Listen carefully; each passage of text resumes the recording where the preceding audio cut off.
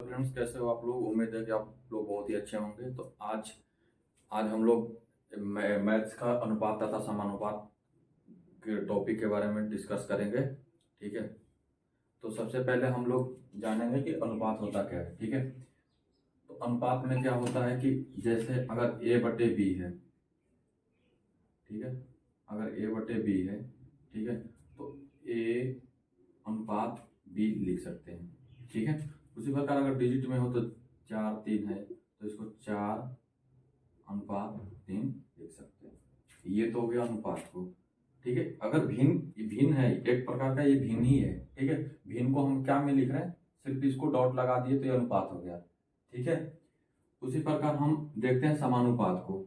ठीक है। तो समानुपात में क्या होता है कि अनुपात, दो अनुपातों का बराबर को समानुपात कहते हैं। दो अनुपात की बराबरी को समानुपात कहते हैं। जैसे एग्जाम्पल के लिए हम देखते हैं, इसको अगर हम लिखना हो ए बी समानुपात सी और डी। ठीक है। तो इसमें जो बाहरी वाला होता, जो ये बाहरी वाला है, इसको हम लोग बाहरी राशि बोलते हैं। ठीक है। और जो ये है बीच का, इसको माध्यमिक या अंदर का बोलेंगे, तो हम इसको बोलते हैं माध्यमिक राशि, माध्यमिक राशि। और इसको क्या बोलते हैं हम लोग, बाहरी। ठीक है। इसमें एक कॉन्सेप्ट क्या बनता है कि ए और बी बाहर बाहर के गुणा करेंगे, ए गुने डी बराबर बी गुने सी। जस्ट एक एग्जांपल देखते हैं। 2:3 समानुपात 4:6। ठीक है। तो 2 और 6 मल्टीप्लाई कर दिए और 3 और 4 को मल्टीप्लाई कर दिया आपस में, तो ये हो गया 12, ये हो गया 12। मतलब ये क्या है, ये समानुपात में। ठीक है। तो हम सबसे पहले अब अनुपात और समानुपात, अब आगे बढ़ते हैं। उस समानुपात और अनुपात को पढ़ने के बाद में अब देखते हैं कि क्वेश्चन कैसे इसमें आते हैं, कैसे कैसे क्वेश्चन टाइप्स के आते हैं। ठीक है। सबसे पहले होता है मध्यानुपाती, निकालने के लिए आता है। अगर आपसे अगर मध्यानुपाती पूछे तो मध्यानुपाती एक्चुअल में होता क्या है। ठीक है। बच्चे फॉर्मूले से, कितने टीचर होते हैं जो फॉर्मूले वगैरह बता देते हैं कि ये फॉर्मूला है, इस फॉर्मूले से आप करो। ठीक है। तो क्या कभी कभी क्या होता है, फॉर्मूला भूल जाते हैं कि मध्यानुपाती को चतुर्थानुपाती में लगा दिए, तृतीयानुपाती में लगा दिए। ठीक है। तो इस कंसेप्ट को पहले अच्छे से समझेंगे कि एक्चुअल में होता क्या है मध्यानुपाती। मध्यानुपाती का मतलब क्या होता है कि मध्य वाला जो पद है। ठीक है। जैसे आपके पास में दिया होगा कि ए तथा बी है, ठीक है, तो उसका मध्यानुपाती क्या होगा, तो ए और बी क्या हो गए, बाहरी बाहरी पद होगा। ठीक है। तो A/X समानुपात X अनुपात बी। ठीक है। तो एक इसका कंसेप्ट क्या बनेगा, आपको पता ही है कि भिन्न होता है, तो इसको क्या लिखेंगे, a बटे में x। ठीक है। a बटे में x और क्या लिखेंगे इसको, x बटे में b। ठीक है। ये वाला तो मल्टीप्लाई हो गया और ये वाला इधर मल्टीप्लाई हो गया, क्रॉस मल्टीप्लाई इक्वेशन में जो रूल लगता है। ठीक है। तो क्या होगा, x² बटे में ab। ठीक है। तो x बराबर क्या होगा, a और b। कितने लोग बोलते हैं कि अगर मध्यानुपाती आया तो आप डायरेक्ट जो डिजिट है उनके अंडर रूट कर दो। ठीक है।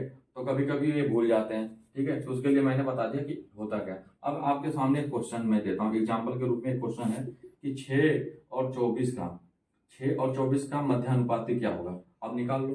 तो डायरेक्ट आप कर सकते हो 6 और 24 डायरेक्ट। तो 6 और 24 का करना है तो 6 24 में गुणा करोगे तो 144। ठीक है। 144 हो गया। 144 किसका वर्ग होता है, 12 का। तो इसका 12 बाहर आ गया। तो मध्यानुपाती क्या हुआ, 12। तो इसका आंसर क्या हो गया, 12। ठीक है। ये मध्यानुपाती के बारे में हो गया। अब इसके आगे हम लोग देखेंगे चतुर्था अनुपाती। ठीक है। तो अब हम क्या देखेंगे, मध्यानुपाती समझ में आ गया क्या होता है कि मध्य वाला पद। ठीक है। अब ये पूछ रहा है चतुर्थानुपाती। क्वेश्चन आते हैं कि 3 डाटा दिया रहेगा, ए बी सी के रूप में दिया होगा। ठीक है। पूछेगा चतुर्थानुपाती बताओ। तो चतुर्थानुपाती होता क्या, सबसे पहले समझेंगे। ए बी सी 3 डाटा है तो ए बी सी हो गए। ठीक है। ये समानुपात है, ए अनुपात बी समानुपात सी। और बाहरी जो पद है, ठीक है, जब चतुर्थ पद, पहला दूसरा तीसरा चौथा पद है ना, तो चौथा पद को चतुर्थानुपाती पूछ रहा है हमको कि ये क्या होगा डाटा। ठीक है। तो हम इसको तो पता ही है कि ए बटे बी लिख सकते हैं, या ए बटे बी लिख सकते हैं बराबर सी बटे एक्स लिख सकते हैं। ये तो यही होता है क्योंकि अनुपात में पहले ही बताया था मैंने। ठीक है। अगर मान लो आपके एग्जाम्पल एक लेते हैं, जैसे दिया है 5, 9, 12, ठीक है। 5, 9 और 12 दिया है, हमसे क्या पूछ रहा है? चतुर्थानुपाती।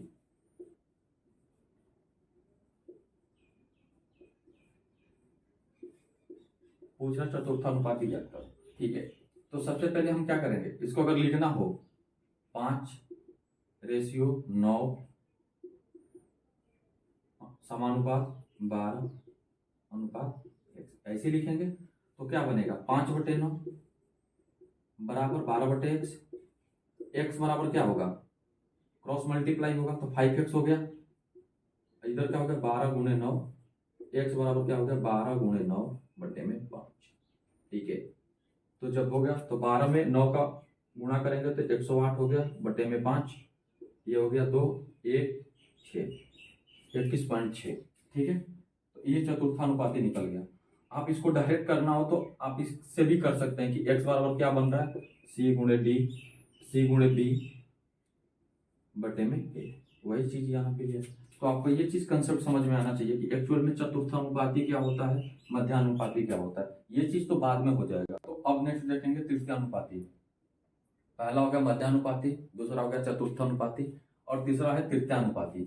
अब तृतीयानुपाती में दिया होगा कि ए और बी है, तो उसके बीच तृतीयानुपाती ज्ञात करें। तो आप क्या कर सकते हैं, इसको कैसे फॉर्मेट में लिखेंगे? सबसे पहला कि फॉर्मेट ही अपना को आना चाहिए कि फॉर्मेट लिखते कैसे हैं, ठीक है। ए तथा बी का तृतीयानुपाती निकालना हो तो हम लिखेंगे कि ए रेशियो बी समानुपात बी अनुपात एक्स, ये वाला। अब कितना लोग बोलेंगे सर ये तो आप चतुर्थानुपाती बताएं, लेकिन ये वाला सिमिलर नहीं था उस टाइम में, ठीक है। ये 3 अलग अलग डाटा था। इसमें क्या है कि ये और बी के बीच में पूछ रहा है कि तृतीयानुपाती क्या होगा, तो हम लिखेंगे कि ए अनुपात बी समानुपात बी अनुपात एक्स, ठीक है। इस फॉर्मेट अनुपात बी समानुपात बी अनुपात एक्स, तो एक्स जो है वो तृतीयानुपाती है। अब अगर हम एग्जाम्पल के तौर पे देखेंगे तो हम देखते हैं, क्वेश्चन लेते हैं, ठीक है। 18 और 24, 18 और 24, ठीक है, ये दो है। अब हम बोलेंगे कि 18 और 24 का तृतीयानुपाती क्या होगा। आप सिंपल से कर सकते हैं कि 18:24 समानुपात 24:x। x जो है तृतीयानुपाती है, ये हमको यही निकालना है। तो क्या लिख सकते हैं? 18/24, ठीक है, 24/x। तो x बराबर निकालना हो तो क्या करेंगे? 24, ये मल्टीप्लाई क्रॉस मल्टीप्लाई होता है, गुना होता है क्रॉस, आपको पता ही है। 24 × 24 बटे में 18, ठीक है। 3 बार में 6 से काट के 4, ठीक है। ये 8 बार में गया 24, 8 में 4 का मल्टीप्लाई किए 32, तो इसका आंसर क्या है? 32। तो 32 हमारा क्या होगा? तृतीयानुपाती हुआ, ठीक है। तो हमेशा ये ध्यान देने वाली है तृतीयानुपाती। चलिए, अब आपको 3 कंसेप्ट समझ में आ गया।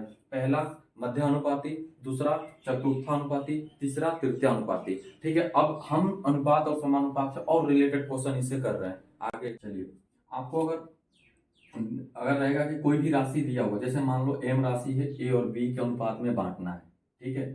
तो कैसे बांटेंगे? तो ये कंसेप्ट आपको आनी चाहिए, ठीक है।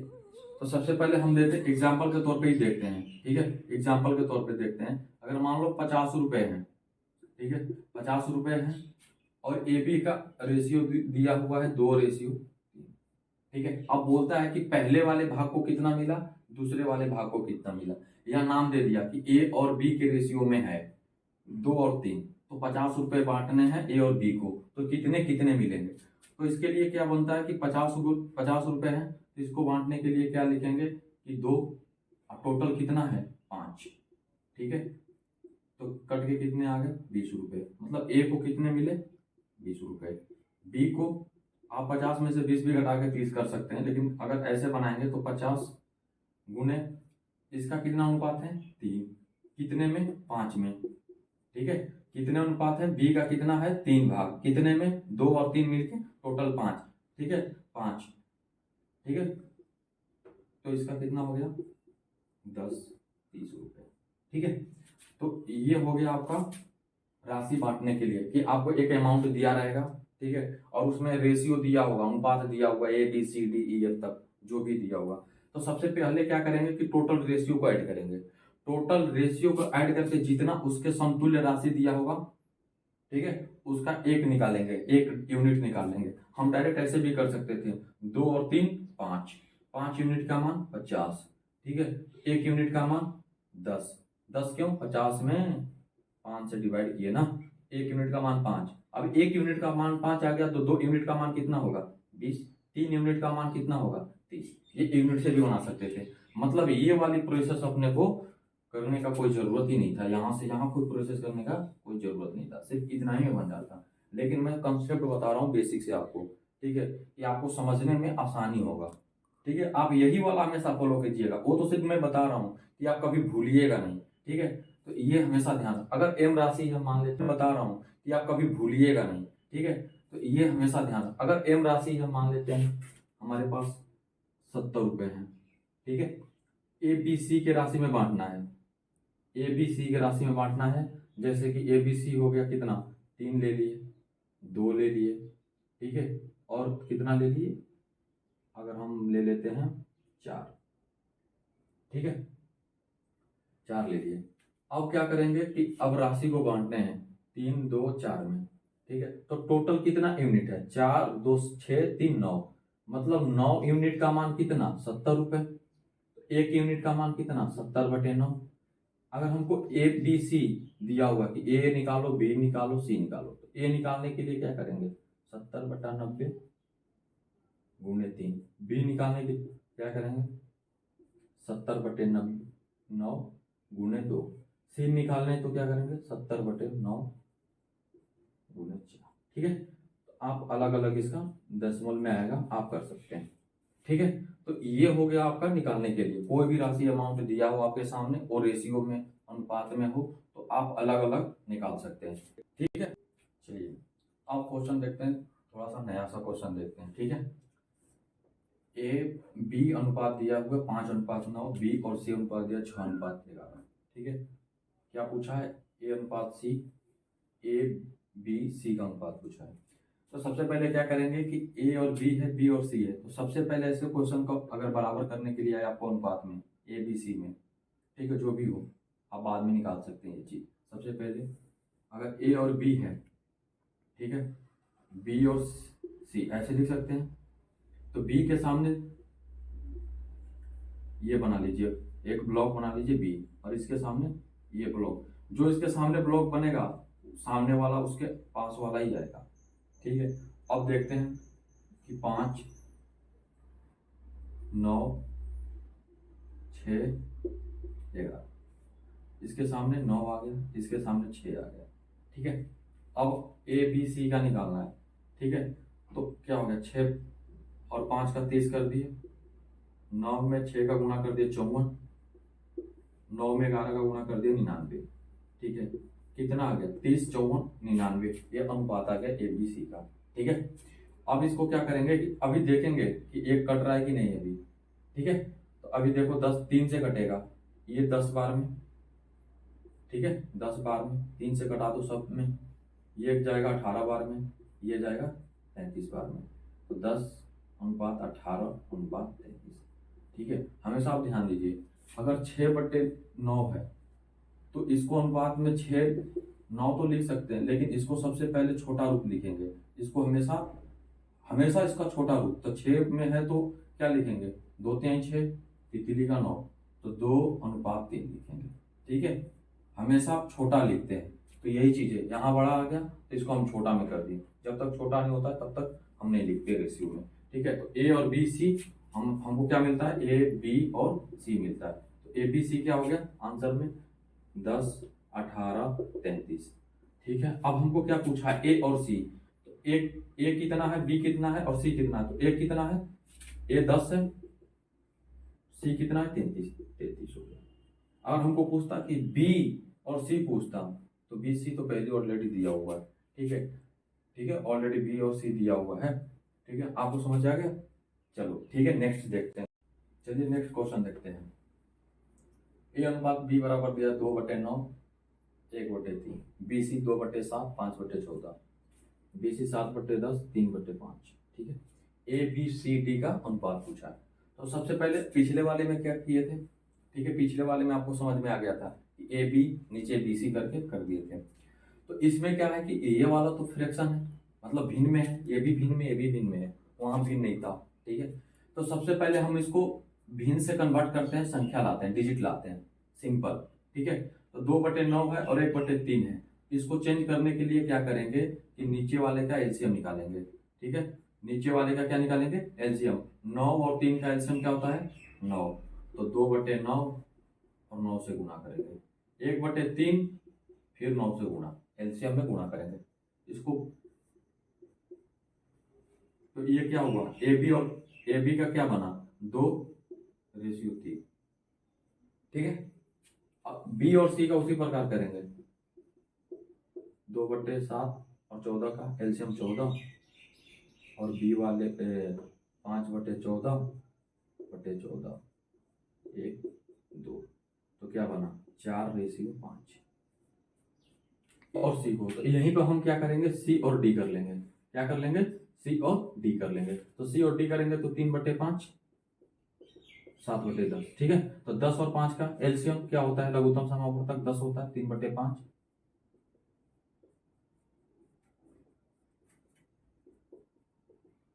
3 दूना का 6, 7 एकम 7, 6:7। ठीक है, अब हम वही बॉक्स वाला बनाएंगे, ए बी, बी सी और सी डी। ठीक है, ये ऐसे ही बनाएंगे। अब देखो सी के सामने है तो सिर्फ सी लिखेंगे, सी के सामने सी। ठीक है, समझ में आ रहा है, सी इधर है, इधर सी ले गए, इधर बी है, इधर बी ले गए, इधर बी है, बी ले गए, और इधर बी है। ठीक है, समझ में आ गया, जो लिखते हैं वहां जो खाली है उसके जस्ट सामने वाले को लिखेंगे। उसी प्रकार आप देखेंगे क्या है, 2 3, 2 3, तो ए बी, बी सी कितना है, 4 5, 4 और 5, सी डी कितना है, 6 7, 6 और 7 कर देंगे। इधर 6 लाएंगे, इधर 6, इधर 4, इधर 5, इधर 3, इधर 3। अब गुणा कर, 5 के 15, अगर कटने वाला तो कटा लो इसमें, क्योंकि ये भी सारे गुणे में ही है। ठीक है, क्योंकि ये सब गुणा का है, ये सब गुणा में है। आप गुणा में ये है तो ये आप कटा सकते हैं, अगर कोई आता है इसमें, जैसे 3 है, कैंसिल कर दो, इसमें भी कैंसिल, इसमें भी कैंसिल, इसमें क्या है, 2 बार में कटेगा। ठीक है, अब इसमें कट रहा है 2 से, नहीं इसमें कुछ 7, अब गुणा कर लो, ये 35 हो गया डी का, ये हो गया 30, ये हो गया 24, और ये हो गया 4 दूना का 8, 8 दूना का 16। ठीक है, तो ए बी सी डी का मान क्या हो गया, 16:24:30:35। ठीक है, अब इसमें अगर आपको बी सी पूछता तो बी और सी को कर देते, ए सी पूछता ए और सी को करते हैं, बस घुमा के क्वेश्चन पूछता है। आपको भिन्न वाला भी बता दिया, नॉर्मल वाला भी बता दिया, और ए और बी कुछ ए बी अनुपात बी सी देगा तो ए बी सी निकाल सकते हैं, A B B C C D दिया हुआ तो ए बी सी डी तीनों निकाल सकते हैं। ठीक है, अब आगे देखते हैं, चलिए अब क्वेश्चन को देखते हैं। ठीक है, यदि ए अनुपात बी 5:7 हो तो 3a + 5b अनुपात 5a - 2b, ठीक है, का मान क्या होगा। तो सबसे पहले ए का मान क्या है, 5, बी का मान क्या है, 7।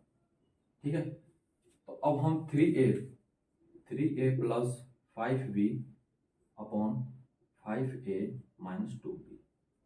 ठीक है, मैं थोड़ा हिंदी इंग्लिश दोनों का मिक्स कर दे रहा हूँ। ठीक है, मैं चाहता हूँ कि पूरा हिंदी में ही कोई चीज़ डिलीवर करूँ आपको। ठीक है, आप तक बोलूँ, लेकिन हिंदी इंग्लिश का आदत बना हुआ है, दोनों का कॉम्बिनेशन बोल देता हूँ। मेरे को इंग्लिश भी नहीं आता है। ठीक है, तो देखते हैं, तो 3a है, तो 3a का मान क्या है, a का मान 5 + 5 है, b का मान 7। ठीक है, a का मान 5 - 2 गुने b का मान 7। अब कर देते हैं, 5 3 15, 7 5 35, 15 और 15 कितना हो गया, 35 और 15 हो गया 50, 50 25 और 7 दूना का 14, तो 25 में 14 माइनस कर दिए तो कितना हुआ, 11। तो क्या रेशियो क्या आया, 50:11। ठीक है, 50:11 को 50/11 लिख सकते हैं। ठीक है, आगे देखते हैं। चलिए, यदि ए बी से 40% अधिक हो तथा बी सी से 20% कम हो तो ए बी सी का अनुपात क्या होगा। तो सबसे पहले क्या करेंगे कि ए और बी का बीच का अनुपात निकालेंगे।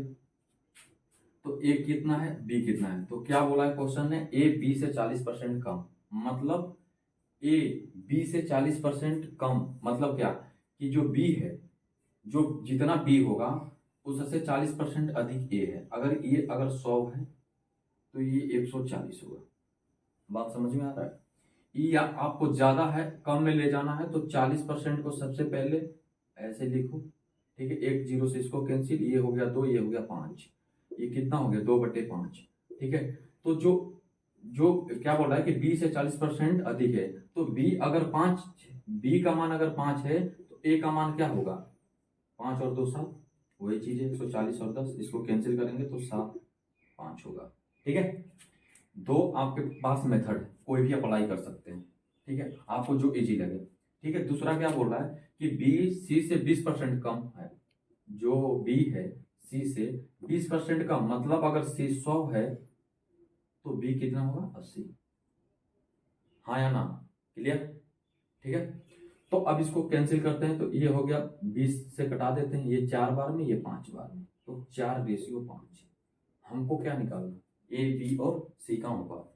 तो हम क्या बताए थे, अगर ऐसा है तो ए बी और बी सी करो, लगाओ मेथड, करो अप्लाई, इसके सामने कर दो, कुछ नहीं हो गया, बन गया 7 5 4 5, ये यहाँ 5 आएगा, इसके सामने वाला यहाँ के सामने 4 आके बैठ जाएगा, बस इसके सामने वाले को बैठा दो, 25 हो गया, 20 हो गया, 28 हो गया, ठीक है। तो ये तो अब कटने वाला है नहीं, क्योंकि 28 से 20 से 25 है, कटेगा नहीं। ए और बी और सी का अनुपात क्या हो गया, 28 20 और 25, यही आपका आंसर है। आपको ऐसे क्वेश्चंस में कभी नहीं फंसना है, बहुत इजी होता है। अनुपात और समानुपात बहुत इजी होता है, आप इसको बेसिक तरीके से भी कर सकते हैं, और जब आपको बेसिक समझ में आएगा तो आप इसको ट्रिक बना सकते हैं। हमको अब इतना नहीं करना होता, हम ओरली कर सकते थे, ठीक है। चलिए आगे देखते हैं, चलिए आप देखते हैं क्वेश्चन, यदि पॉइंट पॉइंट 75, ठीक है, रेशियो एक्स समानुपात 5:8, एक्स का मान क्या होगा। आपको पहले ही बता दिए थे कि जो ये रेशियो उसको बट्टे में कर लो, बट्टे, ठीक है, दो बट्टे, एक बट्टे बोलते हैं, एक बट्टा बोलते हैं, बट्टा मतलब डिस्काउंट, ठीक है, इसको बट्टे में करते हैं क्या, 7 बट्टे पॉइंट का 7 5 बट्टे एक्स 5 बट्टे एक्स, ठीक है। अब इसको मल्टीप्लाई कर लो, इसको मल्टीप्लाई कर लो, तो 5x पॉइंट 7 5 गुने 8 बट्टे में 5x है, तो x बराबर क्या हो गया 0.75 गुने 8 बट्टे में 5, इसको कर लो, 15 5 75, 0.15 को 8 को गुणा कर लो, ठीक है, ठीक है, गुणा करोगे तो कितना हो गया, 15 में 8 का गुणा 120 होगा, और 0.2 तक है, दशमलव कितने अंक के बाद है, 2 अंकों के बाद, 2 अंकों के बाद बैठा दो 1 2, ठीक है, 1.20 या 1.2, ठीक है। आगे देखते हैं, ठीक है। अब क्वेश्चन देखते हैं ये कि 2:3 4:7 तथा 5:8 में सबसे बड़ा अनुपात कौन है, तीनों में सबसे बड़ा कौन है, ठीक है, सबसे बड़ा कौन है। तो सबसे पहले क्या करेंगे कि इसको लिख लेंगे, 2/3 4/7 5/8, यही है। इसको बारी बारी भाग देके देखते हैं, 2 में 3 से भाग देंगे तो पॉइंट का 6 आएगा, ठीक है, कर लो, देख लो करके, यही आएगा। 0 पॉइंट डाले तो 0 डाल दिए, 3 6 18 2, फिर वही चलता रहेगा। ये हो गया आपका, 4 में 7 से भाग दो तो कितना हो गया, इधर 4 कर लो, पॉइंट बिठा लो, 0 35 5 फिर 5 फिर 0 7, ठीक है, फिर 49 हो गया, 1 फिर 1.571, ओके। अब 50 है, अब सॉरी 5 है, 5 में 8 से भाग दे लो, ठीक है, 0.0 48 6 बार में, फिर 2 फिर 0 फिर 2 बार में, फिर हो गया कितना 16, फिर 4 फिर 0 फिर 5, ठीक है, 0.625। तो सबसे बड़ा इसमें कौन सा है, 0.66 0.57 0.625, तो सबसे बड़ा ये वाला है, तो आपका आंसर कौन सा होगा, ये वाला बड़ा, ठीक है। अब आपके सामने दो और चीज देता है, बहुत ये ना नॉर्मली क्वेश्चन आपसे पूछता है, ठीक है। एग्जामिनर, आप जो एग्जाम में जो पेपर सेट करते हैं उनके बहुत ज़्यादा अलग माइंड सेटअप हो गए हैं, अब इतने कंपटीशन बढ़ गए हैं कि वो अलग अलग क्वेश्चन पूछते हैं। पहले पूछेंगे क्या, 3 दे दिए, ये दोनों बाद में दे देंगे तो आप भिन्न में बनाकर ये कर लिए, आप तो बड़ा बता दिए। वो पूछेंगे, पहला पूछ सकते हैं इसमें छोटा कौन सा, तो सबसे छोटा कौन सा है, ये वाला, आप बता दिए। अब वो क्वेश्चन क्या पूछते हैं कि बड़े और छोटे में अंतर क्या है, बड़े और छोटे में अंतर क्या है, तो अब इसमें और इसमें का अंतर निकालना पड़ेगा, ठीक है। अब उसके बाद में पूछेगा कि अवरोही क्रम, एक होता है ना आरोही क्रम, एक होता है आरोही, ठीक है, क्रम। आरोही मतलब हो गया बढ़ते क्रम, ठीक है, बढ़ते क्रम। एक होता है अवरोही, अवरोही, ठीक है, अवरोही क्रम, बहुत, इसको बोलते हैं घटते क्रम, इसको बोलते हैं घटते क्रम। हम यही आपको क्लियर करते रहे। आरोही क्रम मतलब बढ़ते हैं, जैसे कि हम लोग गिनती पढ़ते हैं, पहाड़े पढ़ते हैं, गिनती में जैसे 1 हुआ, 2 हुआ, 3 हुआ, 4 हुआ, 5, ये क्या है, सब एक दूसरे ऊपर बढ़ते जा रहे हैं। ये बढ़ने का चिन्ह है ना, जिधर ये लगा होगा उस वाली साइड का जो होगा वो बड़ा होता है। तो ये 1 से स्टार्ट करते हैं तो सब बढ़ते जा रहे हैं, तो ये हो गए कौन सा, आरोही क्रम। और घटते क्रम किसको बोलते हैं, अवरोही को, जैसे कि 5 है, फिर घटते हुए 4, फिर इधर 3, फिर इधर 2, फिर इधर 1। तो इसमें क्या बोल देगा कि इस सीक्वेंस को जो दिया हुआ है, ठीक है, इसको आरोही क्रम में करो, ठीक है। तो अब क्या करोगे, अब अगर इसको आरोही क्रम में करना है तो सबसे पहले छोटा उठा लो, छोटा ये वाला, तो लिखोगे 4/7। अब इससे बड़ा कौन है, 5/8। अब इससे बड़ा, सबसे बड़ा कौन, 2/3, ऐसे चिन्ह लगा के 2/3 लिखो, ये चीज कंसेप्ट आरोही क्रम में। अब यही चीज अवरोही में पूछेगा तो क्या करोगे कि सबसे बड़ा कौन है, 2/3, तो अब लिखोगे 2/3, ठीक है। अब ये वाला साइन लगा दोगे। उसके बाद में कौन सा करोगे, ये वाला करोगे 5/8, 5/8। अब सबसे छोटा कौन है, 4/7, ठीक है। तो हमेशा ध्यान देना कि या तो आपके बीच का अंतर पूछेगा, ठीक है, या तो बीच वाला संख्या पूछ लेगा, या तो आरोही क्रम पूछ लेगा या अवरोही, ठीक है। तो एग्जामिनर कुछ भी आपसे पूछ सकता है, लेकिन आप उसके लिए पहले से तैयार रहिए कि वो क्या पूछ रहा है, ठीक है। तो चलिए आगे देखते हैं क्वेश्चन। चलिए, रुपये 846 दिया हुआ है, को ऐसे 2 भागों में विभक्त कीजिए, विभक्त मतलब पूरा हिंदी कर दिया, विभक्त या बांटिए, ठीक है। विभक्त कीजिए कि प्रथम भाग का 5वां भाग, प्रथम भाग का 5वां भाग तथा द्वितीय भाग का 8वां भाग 3:4 है। क्वेश्चन यही तक है, जो क्वेश्चन यही तक है, ये सॉल्व, ये सॉल्व, ठीक है। तो क्या करें, प्रथम भाग, अगर प्रथम भाग अगर हम ए मानते हैं, प्रथम भाग अगर हम ए मानते हैं, ठीक है, और दूसरे भाग को हम बी मानते हैं, मान लो कुछ भी, या आप पहला मान लो या इसको ऐसे दूसरा मान लो, कोई दिक्कत नहीं है, आपको कोई आपत्ति नहीं होनी चाहिए। ए और बी में X Y Z M N कुछ भी मान लो, ए से जेड वाले में कुछ भी मान लो, या आप नाम दे दो, कोई दिक्कत नहीं। क्या बोल रहा है कि प्रथम भाग का 5वां भाग, प्रथम भाग का 5वां मतलब ए अगर है उसका 5वां भाग ऐसे लिख सकते हैं बिल्कुल, प्रथम भाग का 5वां भाग, ठीक है। द्वितीय भाग का 8वां भाग, b/8 लिख सकते हैं। भाग मतलब भाग नीचे का, बोलेंगे 10 रुपए का 5वां भाग मतलब 10/5, 20 रुपए का 20वां भाग 20/20, ठीक है। क्लियर हो गया। अब क्या दिया है कि इनका अनुपात दिया हुआ है, तो अब इसका अनुपात का मतलब क्या होता है, a/5 b/8, 3:4, यही दिया हुआ। अब क्या करेंगे कि अब आप जब ऐसे 4 होते हैं तो आप क्या करते हैं, ऊपर नीचे का डायरेक्ट, मतलब पहली संख्या के साथ चौथी संख्या का गुना करते हैं और दूसरी के साथ तीसरी का गुना करते हैं। तो अब हम क्या करेंगे कि a×8 ऊपर ले गए, बटे में b×5 कर लिए और 3/4 कर लिया, ठीक है। तो a और b करने के लिए क्या करेंगे, 5 कहीं 15, 8 चौक 32, ठीक है।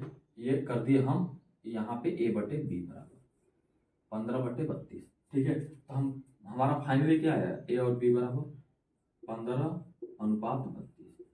अब इसके बराबर हमको क्या दिया हुआ है, 846, 846 दिया हुआ, ठीक है।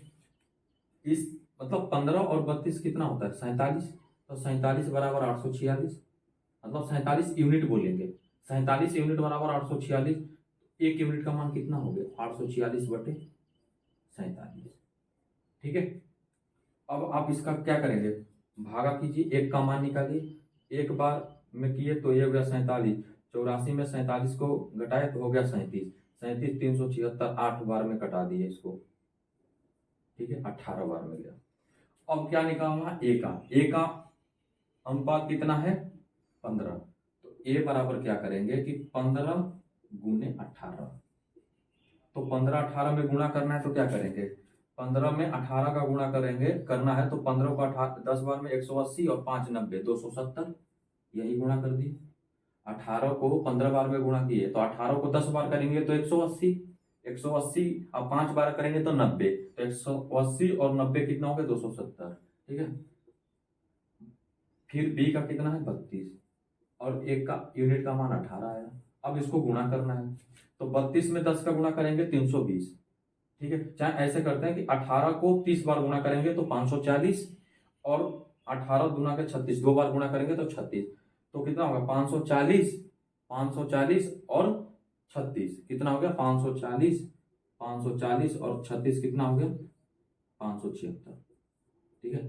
तो बी का मान कितना हो गया 576, तो ए को मिला 270 और बी को मिला 576, और जोड़ दो 846 रुपये बट गए आराम से। तो हर क्वेश्चन को ऐसे करेंगे, ठीक है। नेक्स्ट क्वेश्चन, चलिए एक सबसे ज्यादा उलझा हुआ क्वेश्चन आ गया आपके सामने। एक थैली में 1 रुपये 50 पैसे तथा 25 पैसे की सिक्कों की सिक्का 5, 8, 24 के अनुपात में है। यदि थैली में कुल धन 150 रुपये या कुल मूल्य 150 रुपये हो तो विभिन्न प्रकार की सिक्कों की संख्या ज्ञात कीजिए। विभिन्न प्रकार सिक्कों की संख्या ज्ञात करें, जो सिक्कों हैं सिक्का उनकी संख्या, ठीक है। तो सबसे पहले क्वेश्चन में क्या करेंगे, बहुत ही ये आसान क्वेश्चन है, ठीक है। अब इसमें थोड़ा सा लॉजिक समझना है कि इसमें होता क्या है, ठीक है। बहुत सारे बच्चे देख के क्वेश्चन को स्किप कर देते हैं, छोड़ के आगे निकल जाते हैं, लगता है कि बहुत ज्यादा इसमें लेंथी प्रोसेस होने वाला, ऐसा कुछ नहीं है। सबसे पहले मैं आपको कंसेप्ट बता रहा हूँ कि अगर आपके पास में अगर आपके पास 1 रुपए की सिक्के अगर 10 हैं तो टोटल मूल्य कितने बनेंगे, आप बोलोगे 10 रुपए, बिल्कुल। मैं बोलूंगा कि 50 पैसे के आपके पास में 8 सिक्के हैं, 50 पैसे के आपके पास 8 सिक्के हैं, तो आप क्या बोलोगे कितने रुपए बने, मूल्य कितने बने 4 रुपए, ठीक है। अगर मैं बोलूंगा कि 25 पैसे के आपके पास में 20 सिक्के हैं, 25 पैसे के आपके पास 20 सिक्के हैं, तो आप क्या बोलोगे कि 5 रुपए हैं, ठीक है। इस चीज से आप क्लियर हो गए। तो सबसे पहले सिक्का क्या वहां पे देखने को मिल रहा है कि सिक्कों की और मूल्य के साथ गुणा कर रहे हैं, मतलब सिक्कों की जो मूल्य, अगर 1 रुपए की सिक्के का, अगर 1 रुपए सिक्के की संख्या 10 है और 1 रुपए की सिक्का है, तो क्या बोलेंगे कि 10 रुपए। मूल्य निकालने के लिए क्या कर रहे हैं कि सिक्कों की संख्या और सिक्कों की मूल्य को गुणा करने पे हमको क्या आ रहा है, मूल्य आ रहा है। उसी प्रकार हम क्या करेंगे, यहाँ पे कुछ नहीं करना, 1 रुपए है, बेशक आप 1 रुपए इसको लिखिए, ठीक है, 1 रुपए हो गया। फिर आपको 50 पैसे हो गए और आपको 25 पैसे हो गए, ये तो सिक्कों की मूल्य होगा, ये सिक्का का मूल्य है, सिक्का का मूल्य, सिक्का मूल्य लिख दिए, ठीक है। अब सिक्कों की संख्या, ये क्या है सिक्कों की संख्या, सिक्कों की संख्या क्या है 5 है, 8 है और 24 है। अब ध्यान देने वाली है, अगर इसको हम गुणा करते हैं तो यहाँ हमको पूरा मूल्य मिलेगा, पूरा मूल्य, और पूरा मूल्य दिया हुआ है 150, क्लियर। तो 5 सिक्का है 1 रुपए के, तो हम बोलेंगे 5 रुपए हो गए। अब हम इसको x बोल सकते हैं क्योंकि ये संख्या है ना, मैंने मान रखा है क्योंकि सिक्कों की संख्या 5, 8, 24 है, तो हम बोल सकते हैं कि 5x है, 8x है, 24x है। ये तो फिक्स है ना, 1 रुपए तो फिक्स है, 50 पैसे फिक्स है, 25 पैसे फिक्स है, लेकिन सिक्कों की संख्या फिक्स नहीं है, ये तो अनुपात में है, 5, 8, 24 के अनुपात में दिया हुआ, तो हम 5x, 8x, 24x लिख सकते हैं, ठीक है।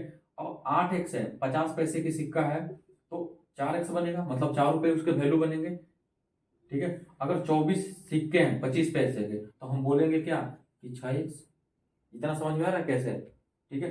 अब इसको हम क्या करेंगे कि ऐड करेंगे, 5x 4x 6x ऐड करेंगे और इसके बराबर हमको मूल्य दिया हुआ है 150 रुपए। एक थैला में क्या है 150 रुपए का मूल्य है, उसमें सिक्का डाला हुआ है। सिर्फ हमको इतना पता है 1 रुपए 50 पैसे 25 पैसे का जो सिक्के हैं वो 5, 8, 24 के अनुपात में उसमें मिले हुए। तो हमसे क्वेश्चन पूछ लिया गया कि पूछ लेता है कि 1 रुपए 50 पैसे 25 पैसे का अलग अलग संख्या बता दो, या 1 रुपए की संख्या बता दो, 50 पैसे की संख्या बता दो, 25। तो हम इसमें तीनों को बताएंगे। तो क्या किया कि अब 150 रुपये ले लिए इसके पूरे, तो 5 और 9 कितने, 5 और 4 कितने हो गए 9, 9 और 6 कितने होंगे 15। ठीक है, तो 15x बराबर क्या हो गए 15x बराबर 150, तो x बराबर 10। ठीक है, तो अब हम बारी बारी गुणा कर देंगे। ठीक है, 5, 8, 24। तो 1 रुपए सिक्कों की संख्या कितने हो गए 5 गुणे 10। तो आप बोलोगे कि 10 50 सिक्के हो गए 1 रुपए के। अब हम बोलेंगे क्या कि 50 पैसे वाले सिक्कों की संख्या कितने हो गए, तो आप बोलो 8 गुणे 10 80 सिक्के। 25 पैसे वाले क्या 25 पैसे जो सिक्का उसका, तो आप बोलो कि 24 दिया ना, 24 रेशियो में 24 दिया हुआ है, 24 और गुणे 10 240। हमारे पास टोटल हम निकाल सकते हैं कि टोटल सिक्के कितने हो गए। ठीक है, तो 370 हो गए, 80 50 130 और 240 370 सिक्के हो गए। 25 पैसा का पूछेगा तो 240, 50 पैसे का 80 और 1 रुपए का 50 सिक्के, ये सिक्के हो गए। ठीक है, तो ये आपका क्वेश्चन, जब भी ऐसा क्वेश्चन आए आप इसी तरीके से दोनों का गुणा करके उसके बराबर जो मूल्य होगा उसको करेंगे और बारी बारी करके निकाल लेंगे। तो तीनों कभी नहीं पूछता है, आपको पूछेगा 1 रुपए की सिक्कों की संख्या, 2 रुपए 50 पैसे 25 पैसे, कभी नोट में पूछ लेता है कभी सिक्कों में पूछ लेता है।